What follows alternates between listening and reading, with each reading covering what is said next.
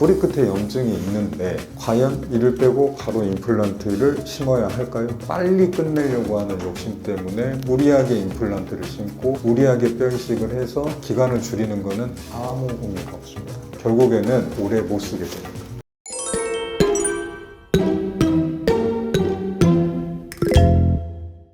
안녕하세요. 밝은 미소를 찾아드리는 원칙가 병원장 유현진입니다. 오늘 제가 준비한 내용은요, 임플란트를 언제 하는 게 좋을까요? 임플란트라는 거는 이를 뺀 자리에 내 이를 대체해서 새롭게 만들어내는 방법이죠. 일단 어떤 이유에서 이를 뽑게 되는지가 중요합니다. 임플란트라는 거는 이를 뽑은 자리에 티타늄을 활용한 치아 뿌리 모양 비슷한 임플란트라는 거를 심는다고 표현을 하죠. 그러니까 기본적으로는 내 잇몸뼈가 있어야지 임플란트를 심을 수가 있다.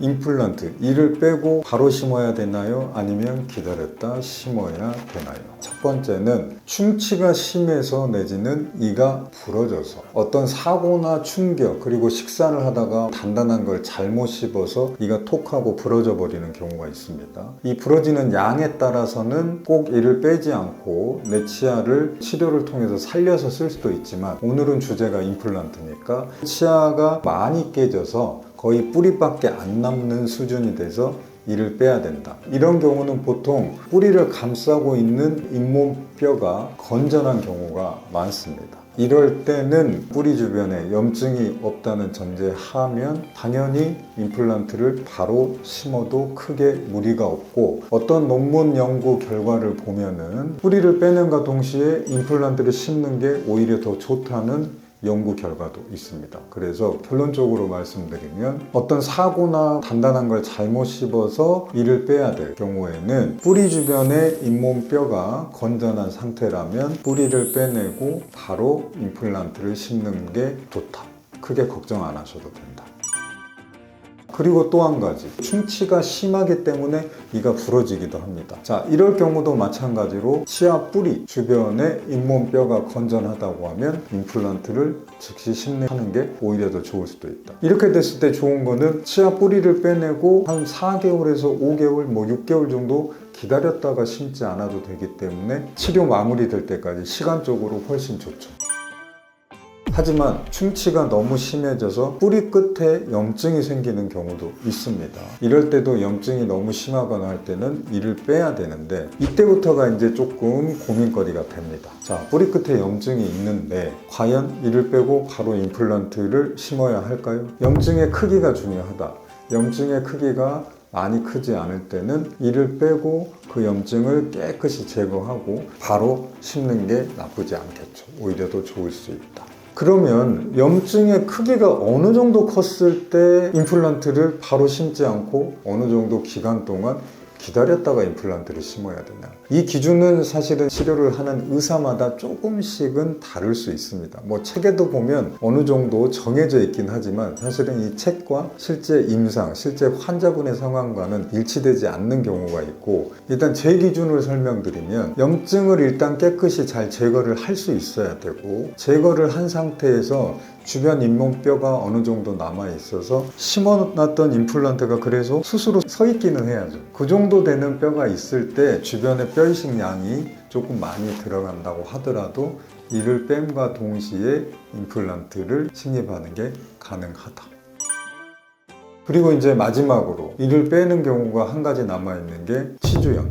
치아 뿌리 주변에 염증이 심하게 생겨서 이를 뽑아야 될 경우. 사실은 이 경우가 제일 어떻게 보면은 임플란트에 심기에 좋지 않은 경우죠. 이때도 기준은 마찬가지입니다. 뿌리를 빼내고 뿌리 주변에 있던 염증을 첫 번째는 깨끗이 제거가 가능해야 되고, 제거를 한다고 하더라도 심어놓은 임플란트가 흔들리지 않고 서 있어야 된다. 고정이 되는 전제하에 이를 빼면서 바로 식립을 할 수가 있다. 이때 당연히 치주염, 잇몸 염증 때문에 뼈가 많이 녹아내린 경우는 주변에 다량의 뼈 이식이 필요할 경우도 있겠죠. 근데 이 염증이 아무리 기구를 쓰더라도 구석구석 굉장히 좀 희한한 모양으로, 불규칙한 모양으로 염증이 파고드는 경우가 있기 때문에 깨끗이 제거를 한다고 해도 100% 아주 깨끗하게 제거가 안 되는 경우도 꽤 많습니다. 그 정도로 염증이 퍼졌을 때는 너무 치료를 빨리 끝내고자 하는 욕심 때문에 무리하게 임플란트를 심기보다는 어쨌든 원인이 되는 치아 뿌리도 뽑아내고 주변에 큰 염증은 다 제거해 놨기 때문에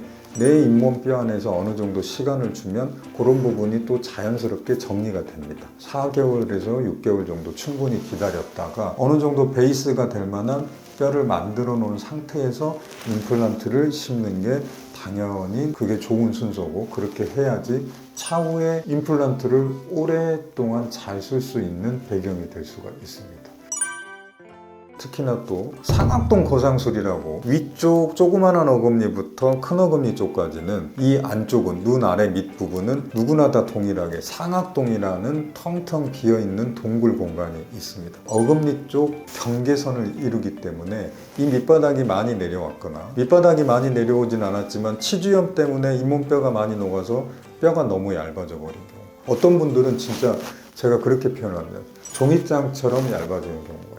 수치로 표현하면 채 1mm도 안 되는 경우도 있고 조금 더 많아봐야 2, 3mm 정도밖에 안 되죠. 이럴 때는 상악동 거상술을 필수적으로 해야 되죠. 상악동 거상술이라는 걸 해서 굉장히 다량의 뼈를 집어넣게 되죠. 이럴 때도 특히나 지연식립, 잇몸뼈를 충분히 만든 다음에 시간이 좀 걸리더라도 그 후에 임플란트를 심고 또 어느 정도 기다렸다가 이를 완성하는 게 정말 좋은 순서가 되겠습니다. 빨리 끝내려고 하는 욕심 때문에 무리하게 임플란트를 심고 무리하게 뼈 이식을 해서 기간을 줄이는 것은 아무 의미가 없습니다. 결국에는 오래 못 쓰게 됩니다. 임플란트라는 치료 한 번 하시면 여러분은 얼마 동안 쓰셔야 된다고 보십니까? 저는 최소 못해도 1, 2년, 3, 4년 이런 게 아니죠. 10년, 15년 이상은 가야 되겠죠. 최소 못해도. 물론 환자분들이 치료가 잘 끝난 후에 관리도 잘 하셔야 돼요. 하지만 제일 중요한 거는 임플란트를 어떻게 심느냐, 그리고 어떤 잇몸뼈 상태에서 임플란트를 심느냐가 가장 중요하겠죠. 환자분들이 많이 불편해 하시는 게 임플란트는 시간이 오래 걸린다. 맞습니다.